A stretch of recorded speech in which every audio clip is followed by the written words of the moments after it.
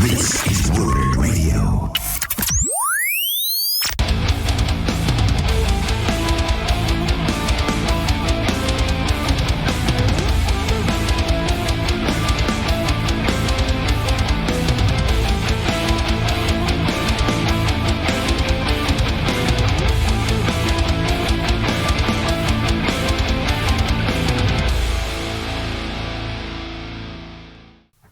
Welcome to WARBIRD Radio Down Under. I'm Dave Homewood. And I'm Grant McCarran. So Grant, you've been over in New Zealand recently. I sure have, mate. And but first of all, I think we should say Happy New Year, yeah, because I was over in New Zealand, but that was last year. But now we're recording the Rappers, and it's this year. Yeah, exactly. Happy New Year to everybody. This is our first show on WARBIRD Radio Down Under for 2024, and hopefully it'll be one of many. Indeed. And yes, you're right. I was in New Zealand. It was towards the end of last year. I was there for some business and family reasons and was visiting Hastings, just southwest of Napier. For those, look it up on Google. If you find Napier in New Zealand, you'll find Hastings just to the southwest, and went and visited some folks you know. So it was Jerry and Jan Chisum, and they live in an incredible hangar home on historic Bridge Parr aerodrome just outside of Hastings. Quite an amazing space. And they happen to own the 1929 Gypsy Moth that Jan's father flew from London to Sydney and then shipped across to Auckland and flew down to Bridge Parr.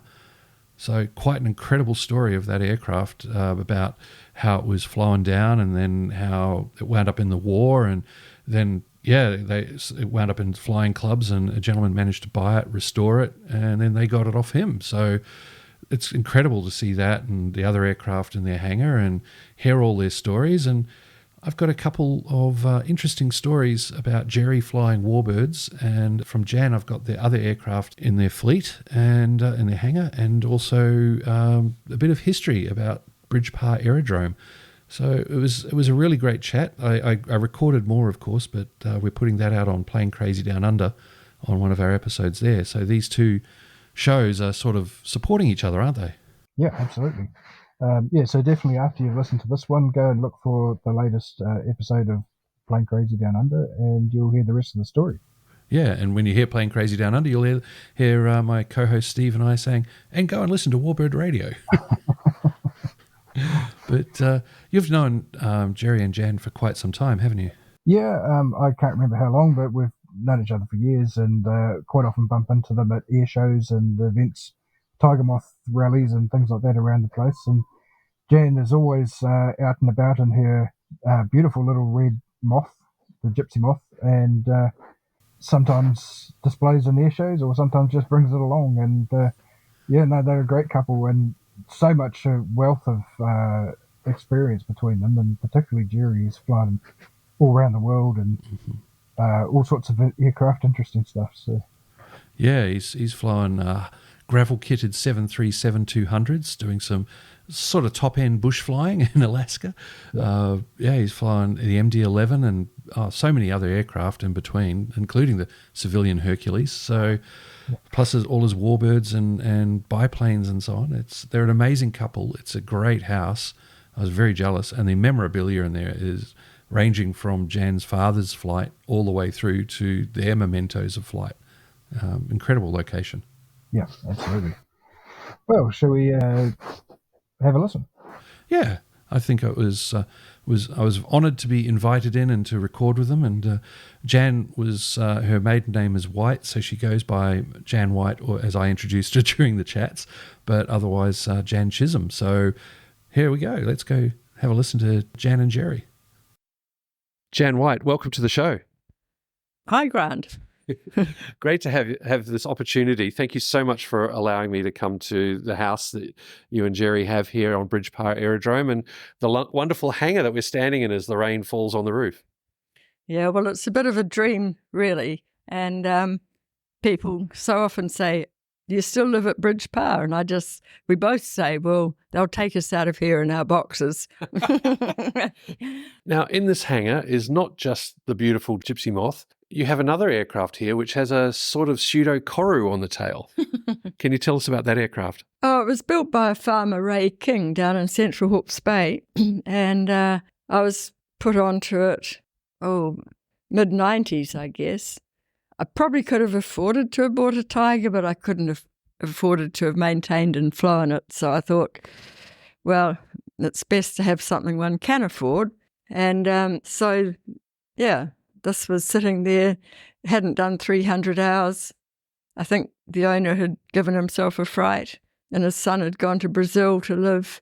And it's been my little friend ever since 1995. Since 1995 you've had it. It was built some years beforehand. Yeah, 78. It was in the air in 1978. But Ray flew it for a little bit, and his son, and then it just sat in a shed. So what kind of aircraft is it? I mean, I'm looking at it going low wing, 2 seat, side-by-side, single engine. But Tail dragger. Yeah, and of course the all-important tail dragger. So what kind of aircraft is it, and did he build it from plans or? It's a Gardan Minicab, which was a French design. An Englishman actually bought the company and the all that went with it, and popular little sports aircraft, quite very fiddly to make. Ray did make it from plans, and I've got the plans here.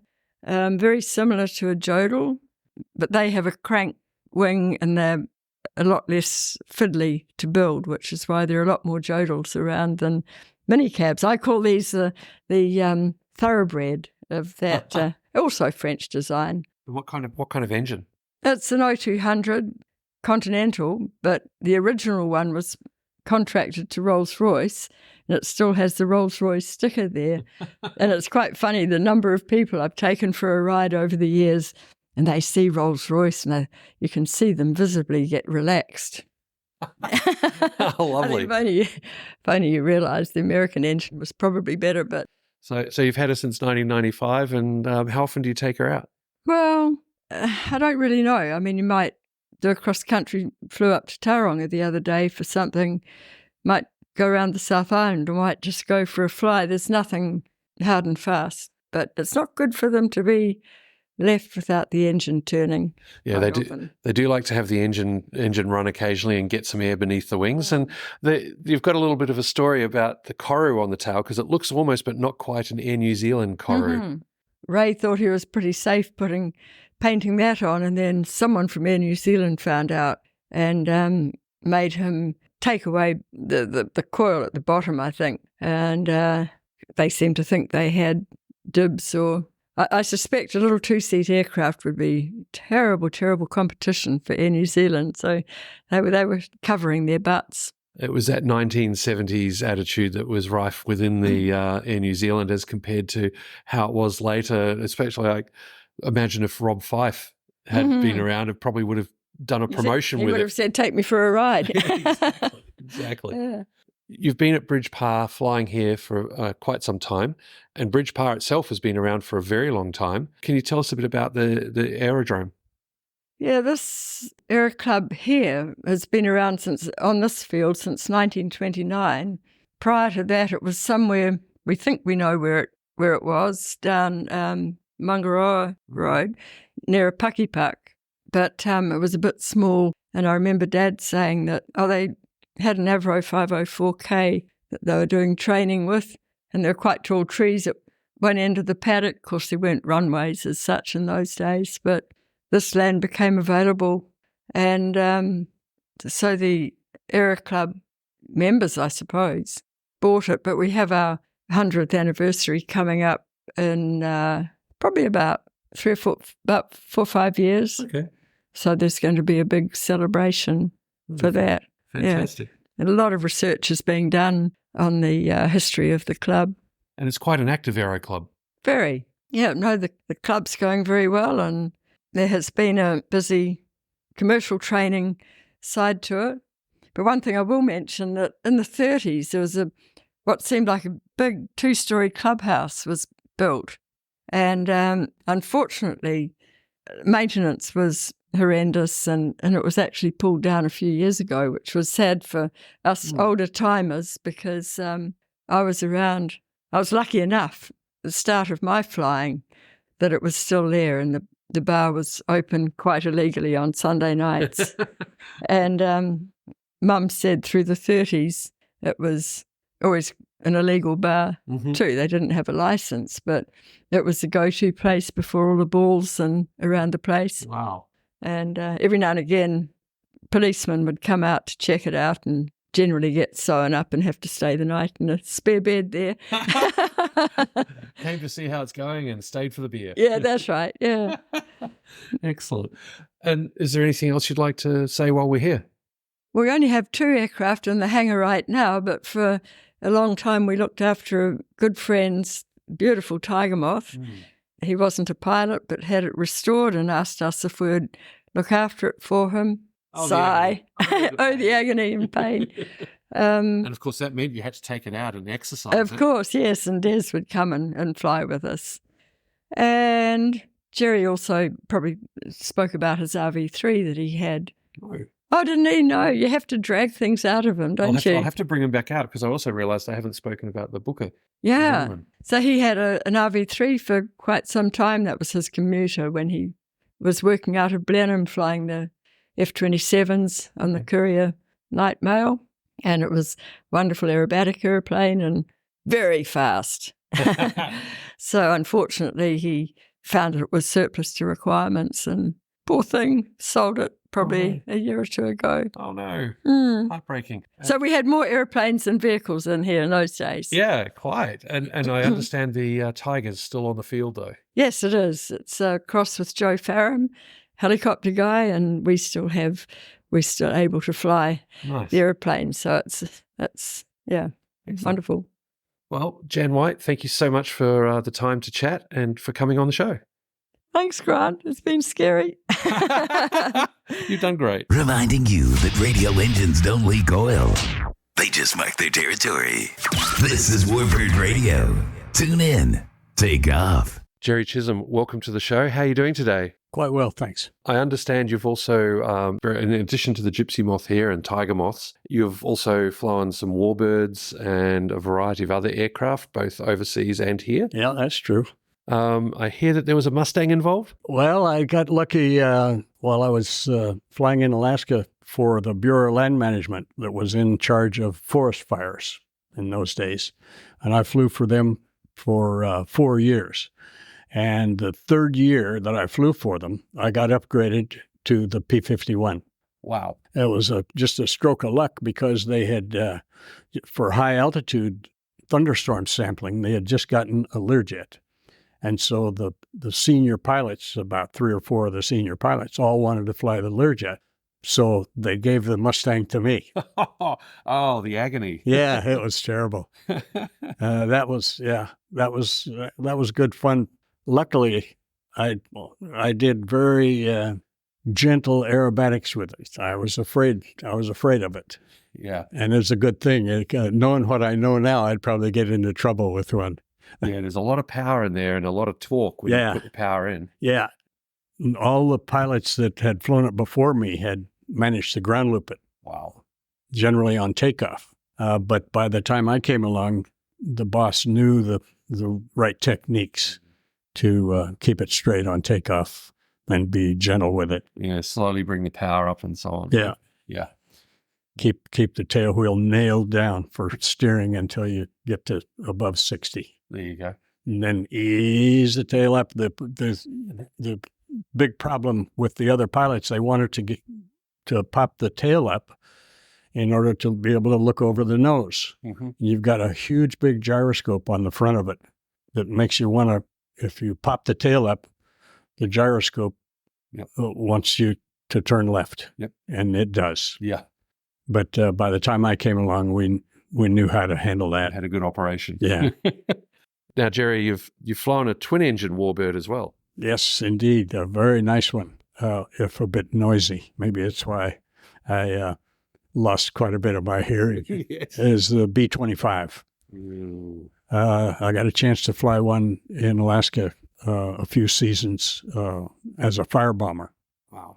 They had been outlawed in Canada and the southern states because on a few occasions the wings came off. Ouch. And the reason is, as you drop the retardant out the bottom, it destroys the lift underneath the fuselage, and it has quite a pitch up. And so you've got to anticipate that. When you open the drop doors, you've got to actively push forward on the yoke a couple of inches to compensate for the pitch up. And early on, especially in mountainous terrain or diving down a valley to drop, I can see where if someone wasn't aware of that and the airplane tried to pitch up, it pulled the wings off. Yeah. So we knew that in Alaska, didn't have any trouble along those lines. And I got to do legal low flying. Oh, that was good fun. Yeah. And also most of the fires we had in Alaska were on the big flat tundra areas, and that made it quite safe. Also, not an awful lot in big mountains. It is one of my favorite warbirds of all time. The Mitchell that has a presence, doesn't it? It's a sweet airplane. On one occasion, to illustrate that, on one occasion I went out to drop on a fire and went through the motions of dropping on a fire, and came back for another load. And I thought it wasn't quite as nimble as I thought it might be coming back, because we had a 1,000-gallon tank, and that's 10 pounds per gallon. That's 10,000 pounds. And on the way back for another load, there was another airplane that didn't get off the runway in front of me, and so I had the gear and the flaps down, just turning final. And so I just put quite a bit of power on it and made a 360 on short final, and came in and went to load up the more retardant, and they said, "You don't need any. You've already got a full load." And I was thinking back, gee whiz, I was all slowed down with gear and flaps on final, and I still had this 10,000 pounds on board. And that's it just illustrates what a sweet airplane it was. Yeah. And you could also, it was real easy to fly. I know some people in this country that think that that were exploring the idea of getting a B-25 and getting a syndicate together to have one. And I told them it's easy enough to fly that you don't even need a checkout. There's all I have to tell you is that the single engine V1 speed is, or V2 speed is 165. And so on takeoff, just keep it down until you get 165, and then it's so if you lose an engine, it'll do just fine. And that's all you need to know. It's just a sweet airplane that anybody that can fly a Cessna 172 can check out in it quite quickly. Oh, wow.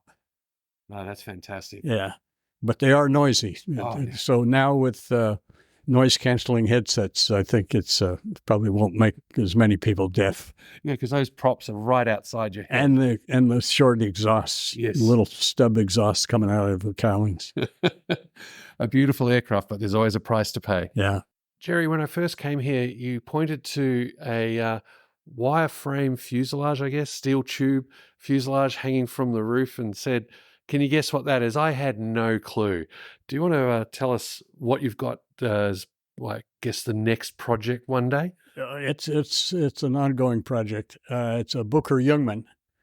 When I was flying the Herc in England, I found that man had bid on a whole series on 9 Bucker Jungmanns from the Spanish Air Force surplus as a lot.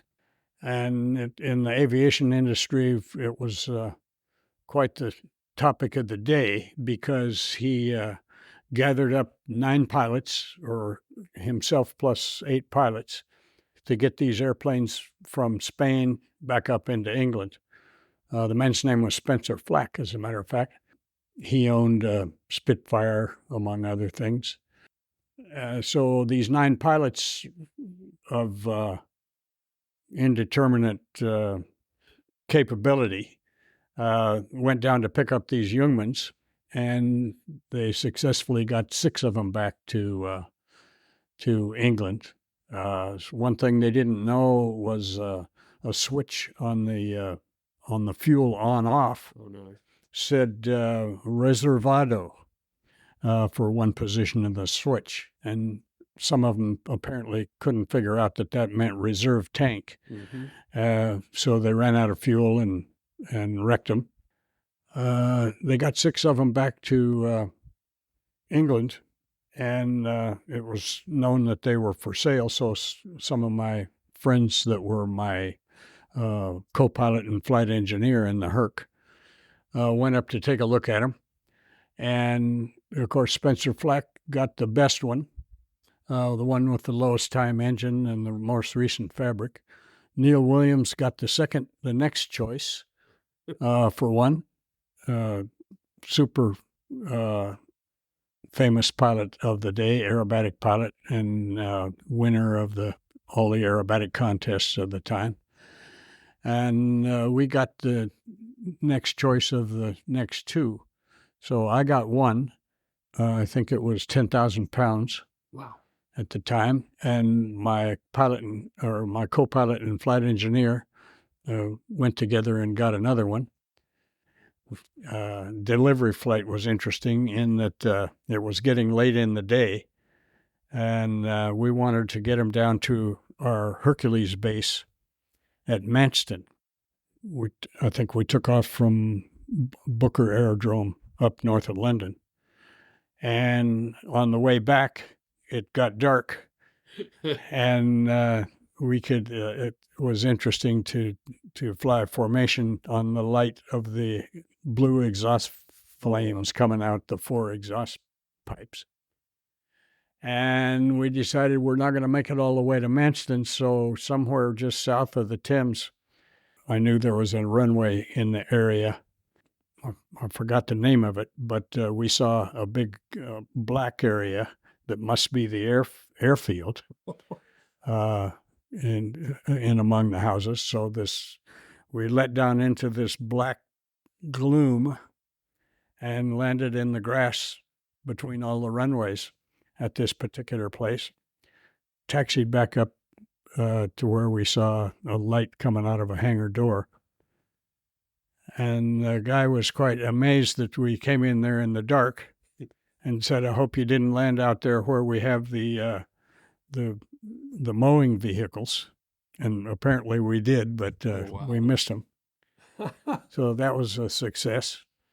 At some point later, I got the airplane repainted in the pre-war German Bucker Jungmann colors, along with the swastika on the tail that was sometimes unpopular. Mm-hmm.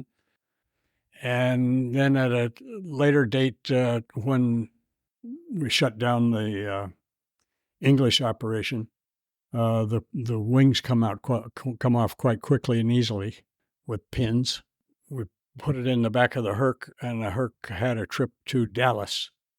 And a friend of mine was the captain on that trip, so he notified me to come and pick up my airplane in Dallas. And I flew it from there up to Michigan, waiting for springtime to get it to Alaska. Then in about April, I thought this would be springtime to get it back to Alaska, but it was a particularly cold spring, and coming through some parts of northern Canada on the way back to Fairbanks, it got to 20 below. Oh, wow. But they had heater systems for their airplanes to preheat the engine for takeoff. And meanwhile, I had equipped myself with the proper super cold weather gear. I had a leather face mask to keep the cold wind off my face, but as I breathed into the face mask, it would fog up the goggles. Yeah. So I used I got a snorkel. Oh, no. And I put the snorkel on, and then put the leather chamois face mask on so that all my breath went out the back of the snorkel and wouldn't fog up the goggles. Brilliant. And with an extra fuel tank in the front seat, I had a range of about 8 hours. And so some of my trips were 6 or 8 hours in the cold. Wow. But of course, we made good progress Yeah. in reasonable weather, even though it was cold. Yeah, cold and crisp, not Yeah. cold and yucky. So I got it to Fairbanks and flew it for a couple of years before the paint started to flake off of the fabric. And so I dismantled the airplane, took the fabric off, and stored it until I made the move in later years to New Zealand. Mm-hmm. And so it's ready to be reassembled. Which looks like it's going to be quite a major operation. Yeah, I think I'm going to have to build new wings for it. Oh, wow. Because the wing spards were old and delaminated. Mm-hmm. That's going to be the hardest part. Well, good luck with that project. It looks like it's going to take you a little while to do. Yeah, it's going to be a good hobby for the next few years. For rainy days like this one. Mm-hmm. Well, Jerry, thank you very much for coming on the show. My pleasure. Well, that was really good to hear from Jan and Jerry. And I'm really looking forward now to Plane Crazy Down Under to hear some more of the story. Yeah, we cover bits of Jerry's history and Jan's learning to fly and her father's epic journey. So yeah, the two shows working together, we've got the whole lot covered because it was a big, long morning of chatting. We had my mother was over because she grew up in Hastings, so it was a big family thing. Just happened to coincide with some other reasons to be there, so it was absolutely perfect. And so while I had Jerry and then Jan out in the hangar chatting, whoever wasn't chatting with me was back in with my mother and her brother and catching up on local stories and everything. It was a really great morning, and so happy we had the chance. Yeah, thanks, man. So this is actually the first New Zealand story of our WARBIRD Radio Down Under so far. The other episodes we've done have all been Australian based. So, and you've come all the way from Australia to record it. I think that's brilliant. It does keep the circle happening, doesn't it? It does. Well, I'm looking forward to more where you and I are chatting with Kiwis.